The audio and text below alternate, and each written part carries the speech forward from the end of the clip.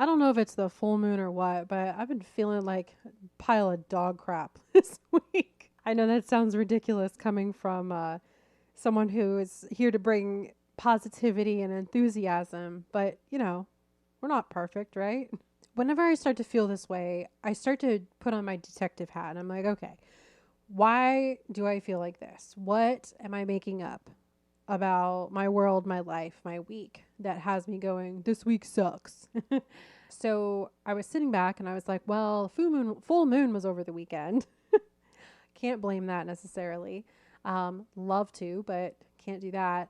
And I started to just kind of think through some of the things that were creating some stress for myself. And I started to realize that what I had been doing is I was starting to collect information and reinforce some old beliefs that I had had in my mind for much of my life. That's really like the premise of the conversation that I want to have with you guys today, is that despite the fact that we might be so confident that we are right in our beliefs about ourselves, we might actually be so far off from the truth. I titled this episode, You Actually Do Matter, because you do. What I want to do in this episode is talk a little bit more about how we try to convince ourselves that we don't matter. And I'm going to talk about how you can actually flip the script on yourself by looking at what really does matter to you and reinforcing those things, realigning yourself with those things to bring about what you're absolutely after in the first place. And that is happiness. So what do you say? Let's do this. Hey, welcome back. This is Erica, and this is my Incognito Athlete podcast about my 100-pound weight loss journey. If this is your first time here, I'm so excited that you are. I want to tell you, this started out as a journey for me to achieve health and happiness, and it has become so much bigger than that. In fact, during my own weight loss journey, my journey to lose 100 pounds, I have unlocked the mystery behind weight loss. Oh yeah, the fact is it's all in our mindset.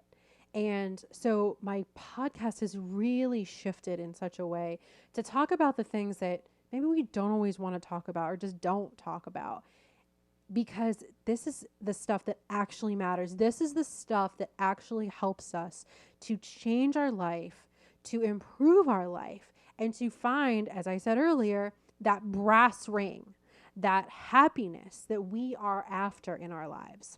So let me pose this scenario for you real quick. See if it resonates with you at all. So you have a hard day at work. You work hard.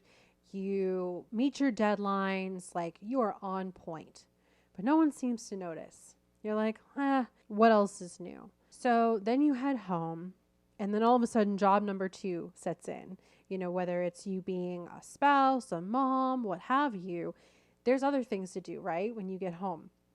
So maybe one of your first things that you want to do is you want to get dinner made. You might even have to make dinner for others. And you're thinking, man, I could really use some help around here. Like, where are the kids? Where's my spouse? Where's my partner? And they're nowhere to be found. Starting to feel a little alone, right? Like, you're Superwoman, but you also could use a break. Okay, so then you get dinner on the table and everyone just like scarfs down their food.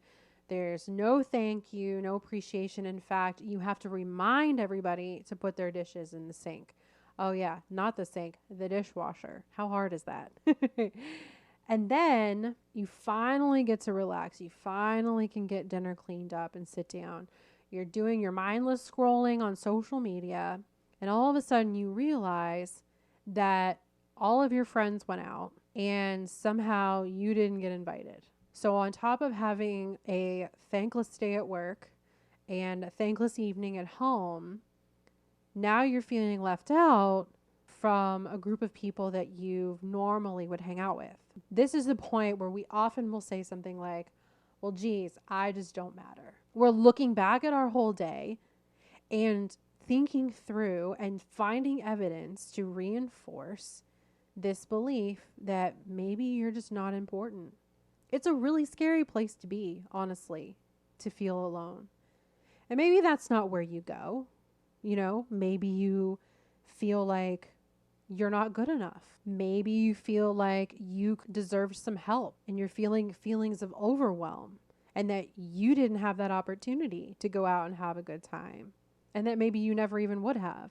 Whatever that feeling is that you're having has something to do with how you are wired inside. That's the kind of thing that I like to probe into in my coaching. How are you responding? What are you feeling? What are you telling about yourself? But this detective work that you're doing, although you feel like you are hitting the nail on the head, might actually just be self-sabotage in motion. Maybe what's happening is you're actually just looking for things to reinforce these false beliefs about yourself. Again, that you don't matter, that you're not important, that you're not good enough, that you're not adequate enough. Those kinds of things. When in fact, maybe your boss was actually acknowledging you and writing a letter to the CEO about your work. And maybe your spouse was actually so preoccupied with making some plans for the weekend and maybe just kind of overlooked helping out immediately at dinner. And well, kids can be kids. There's always another side of the coin. And it's always worth considering that so as to make sure that we're not spinning our own tails and telling lies and reinforcing lies about ourselves that are really not true. This was such an important lesson for me to be able to see things from a different perspective as opposed to the one that reinforces the false beliefs in my mind. And that's really one of the biggest lessons that I can leave you with today. But it's not the last one. So what I want to do too is ask you, what is the common theme in all of this evidence in that scenario that I posed? Yeah, maybe the lack of recognition, sure. But even more high level, it's the fact that it all has to do with somebody else. The common theme is that the focus is not on you, it's on them. You are focusing on them. Is that a theme in your life? Have you been serving others so extensively beyond what's even necessary to the point where you have neglected yourself? That's a real serious thing to consider. And so on top of reminding you that you really do matter, I also want to remind you that what matters more than anything is your happiness.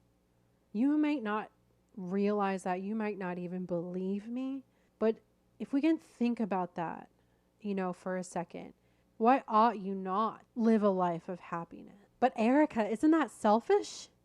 Isn't that selfish for me to think about myself and my own happiness, especially when I'm a parent or I have a spouse or someone else in my life that I love? No. And here's why. If you're in pursuit of happiness, you must know that happiness is derived from three things. The first is your physical health. The second is your mental health. And the third is fulfilling your purpose. Let me say that one more time. So your happiness is derived from your physical health, your mental health, and fulfilling your purpose. Now, the first two are a little more obvious. The third one we'll get into in a second. So your physical health, that's pretty simple to explain. If your body doesn't feel well, then you will not feel well. If you are hungover, you're probably not happy. If you ate something that upset your stomach, you're probably not happy. But if you're fueling your body, if you're taking care of your body, if you're exercising your body and you're improving your cardio capacity, if you're able to run up a flight of stairs, if you're able to get on the floor and play with the kids, then you will be happy. On top of that, you have the longevity factor of being able to live a longer life full of happiness. So when you consider things that's going to take care of your physical health, know that it translates directly into your happiness. You might not want to go run. You might not want to work out in the 80-degree weather.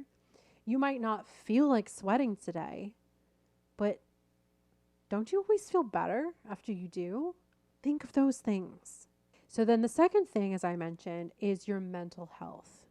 This is a topic I think has become so prominent in society today, and thank goodness it has.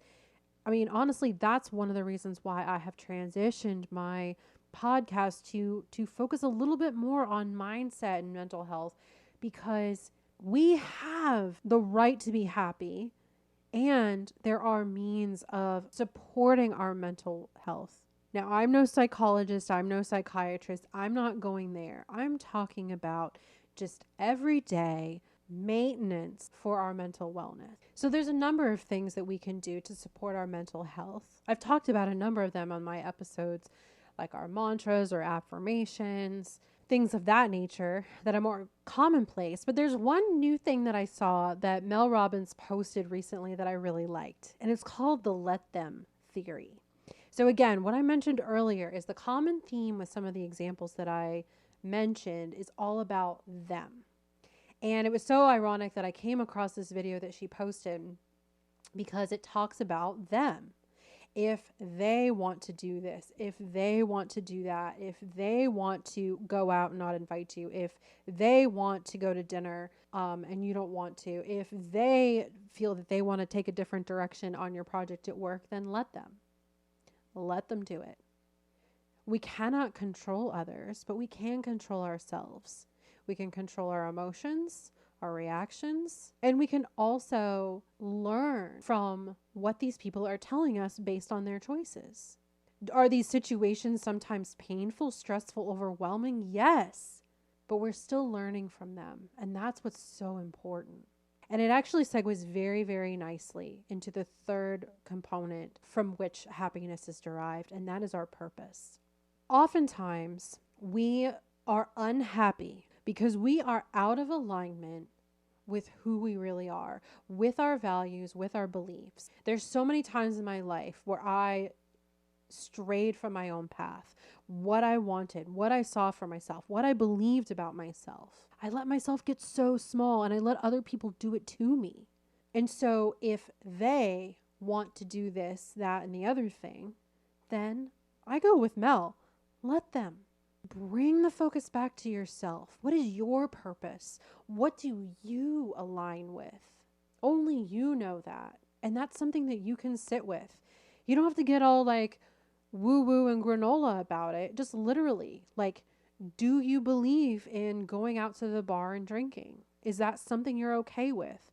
Do you believe in going out to eat every night? Or do you feel like you would rather be more fiscally conservative? These are all fair considerations, and there are gajillions more. So look at your own situation and where you are. If you feel like you've been telling yourself that you don't matter, you're no good, then now is the time to start looking at all those pieces of evidence and flipping the coin on them, flipping the script.